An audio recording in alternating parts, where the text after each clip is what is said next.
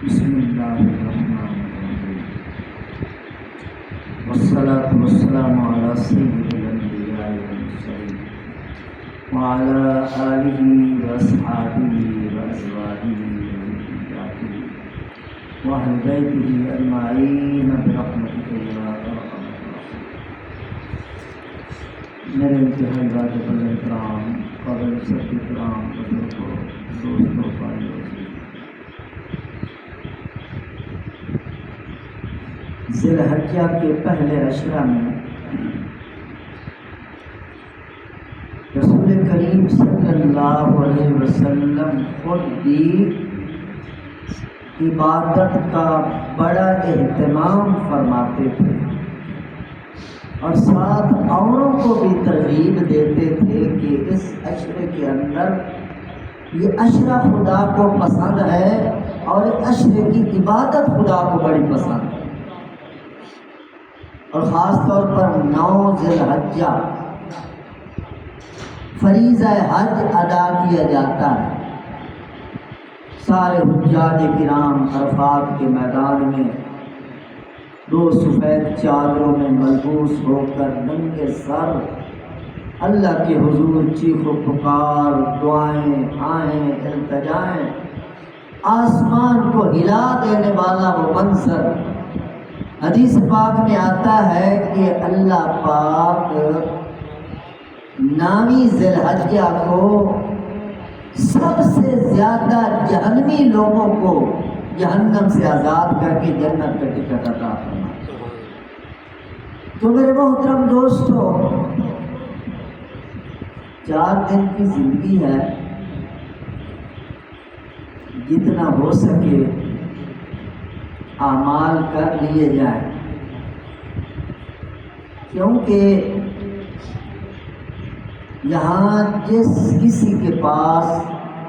جو کچھ بھی ہے وہ اس کا اپنا نہیں ہے، وہ امانت لے کے بیٹھے ہیں۔ کسی کا گھر ہے، کسی کی جاگیر ہے، کسی کے مکان ہیں، کسی کا بینک بیلنس ہے،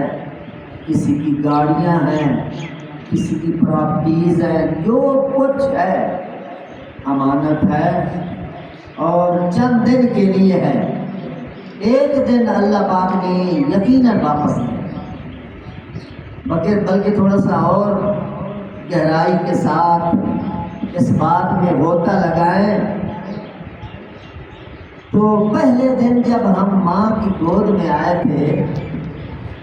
تو اپنا نام بھی ہم نے خود نہیں رکھا تھا، ہمارا نام بھی دوسروں نے رکھا۔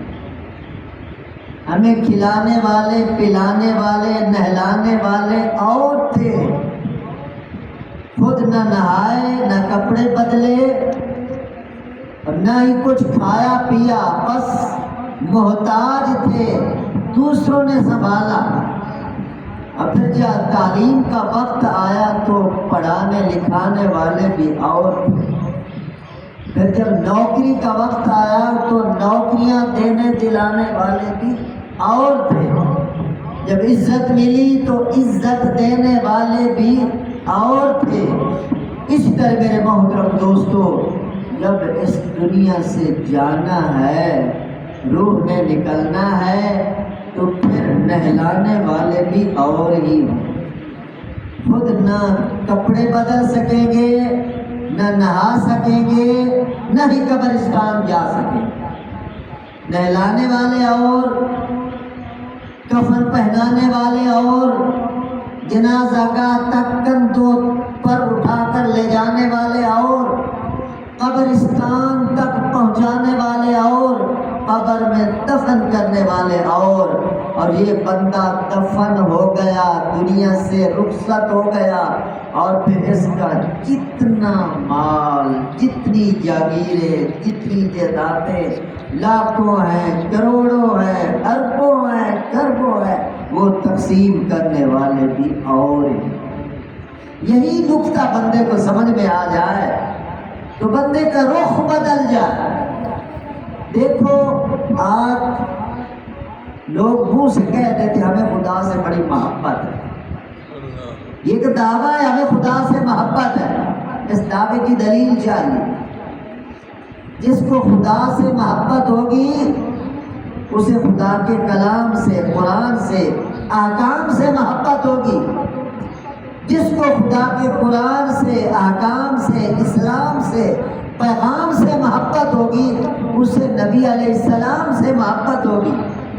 اور جسے نبی علیہ السلام سے محبت ہوگی اسے نبی کے فرمان سے بھی محبت ہوگی، اور جسے نبی کے فرمان سے محبت ہوگی اسے میرے محترم دوستو آخرت سے بھی محبت ہوگی، اور جسے آخرت سے محبت ہوگی وہ پھر دنیا میں رہتے ہوئے دنیا سے رخ الٹ کر آخرت کی طرف اس کا رخ ہوگا، وہ آخرت کی تیاری میں لگا ہوا۔ ایک بندہ کہتا ہے مجھے خدا سے محبت، مصطفیٰ سے محبت، قرآن سے، حدیث سے، آخرت سے، مگر نہ نماز ہے، نہ روزہ ہے، نہ خیرات ہے، نہ قربانی ہے، نہ اخلاق ہے، نہ انسانیت ہے، فقط دعویٰ ہے۔ اللہ کے فقط دعویٰ قابل قبول نہیں، دعوے کے ساتھ دلیل چاہیے،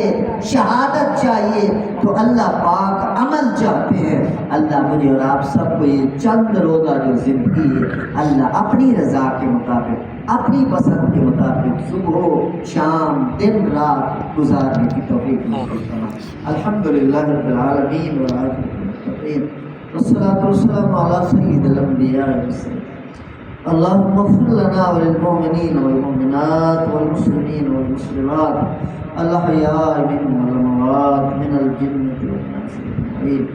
إنك سميع قريب مجيب الدعوات رب ارحمهما كما ربياني صغيرا وصلى الله تعالى على حبيبه وخير خلقه سيدنا محمد وآله وصحبه أجمعين.